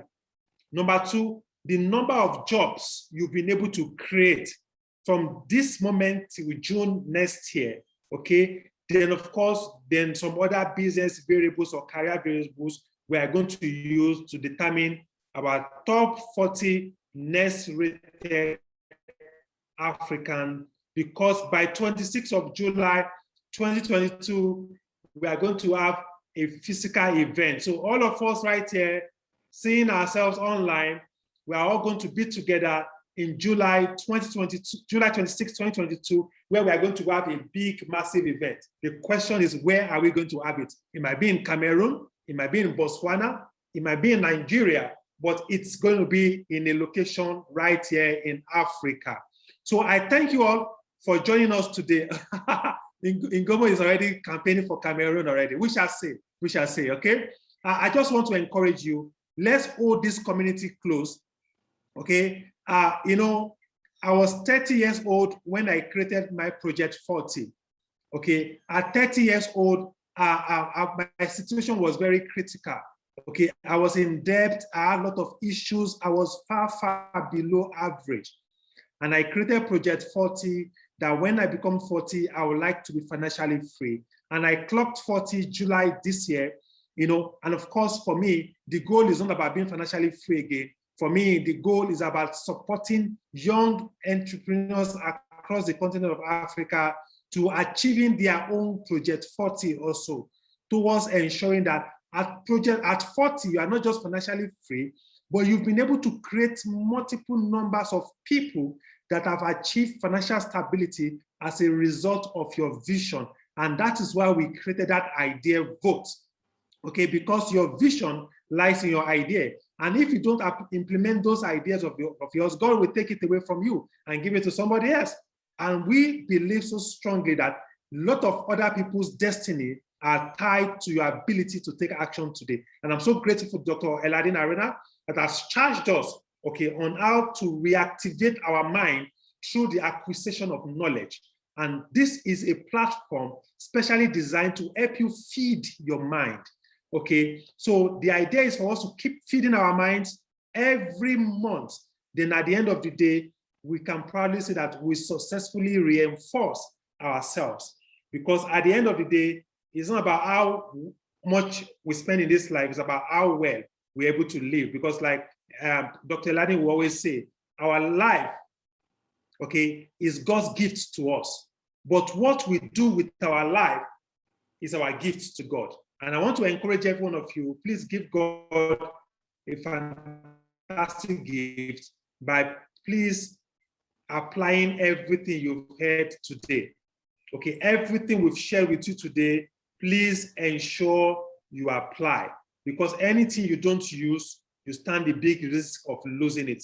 This is a great knowledge that Dr. Hyeladi has shared with us today. Please use it, because when you use it, the knowledge simply multiplies. And when it multiplies, you will be on a platform like this where you also share those knowledge and lives will be changed in the process. Thank you all for joining us today. Dr. Julius Aruba from South Africa, I see you, my great friend and business partner over there in South Africa. And of course, it will interest all our guests to know that Dr. Hyeladi Haruna is our executive director in charge of our Hub Academy at Lifestyle Asset Hub. And the Hub Academy is a knowledge aspect of what we do at Lifestyle Hub. And of course, it sits on the board of multiple companies that are doing greatly well. Okay, you never know, your idea might grow so well that we could even get Dr. Hyeladi Haruna to also sit on your board to also give your company some very good, fantastic direction, okay? Thank you so much, Chinyere, for being a great support today. She has shared the link to the WhatsApp group and of course to the idea vote. I just want to also appreciate all my team members that have also made this month's edition a success. Thank you, Abrazak. Thank you, Samuel. Get well soon. Thank you, Progress. Thank you, everyone that supports me at Lifestyle Hub. And of course, together, we shall all achieve greatness. So with the power vested in me by every one of you, I would like to humbly declare this meeting for this month over and of course ended. Thank you. I look forward to seeing you on the 26th of December 2021. Please keep it a date, put a reminder, don't forget, don't attend alone, ensure you attend with at least 5 of your friends. And I promise you, and I'm going to talk to Dr. Hyeladi and see if we can have him back in December, because now it is very hot and we really want him to please kindly conclude this conversation with us, you know, back to back so that we don't give a gap. Okay, so I'm going to supplicate, and of course, I'm going to discuss with Dr. Hyeladi, and I pray he is going to accept to be here on the 26th of December so that we can wrap up this edition. All right. Thank you all for being, Dr. Hyeladi, you are smiling already. Do you just want to make that commitment right away? I just want to tell them that, you know, today I wanted to lay the foundation, and the foundation has not even been laid yet. The information that we're going to share in the upcoming episode, I don't believe anybody should want to miss it, because I've seen people's life change literally 360 degrees. because your life changed the day the information that you need for your transformation comes. So if I am on this call, if I'm a guest on this call, I'm telling you, I will want to just go right now and, you know, and activate that WhatsApp button and just join the group so that I will just stay tuned, because guess what? Your life is only as good as what you know. If you know better, you will do better. If you're not doing well, it simply means that there is something that you're supposed to know that you don't know. All right?